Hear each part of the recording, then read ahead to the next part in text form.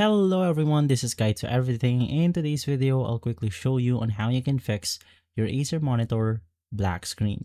The first thing that you want to do is to simply try using other cables because you might be having some physical problems with the cable itself.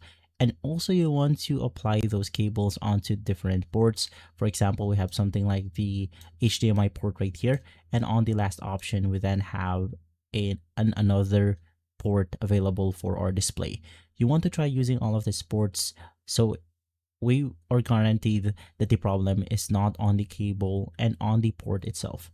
From there, the next thing that you can do is to simply adjust your input device. So after plugging your wires or your cable input onto one of these plugs right here, just make sure that you remember them. For example, we are plugged onto the HDMI port at the first layer or at the first row. So from there, you then want to access your OSD controls by pressing on your monitor buttons. Most likely it's going to be behind your monitor, or in our case, it's going to be also at the side right here. Now, you then want to navigate through the general settings or the system settings of your monitor. So it's going to be this one. And basically, you just want to head over to the inputs category, and then we have all of our inputs for HDMI, DisplayPort out, and then we have another for our HDMI 2.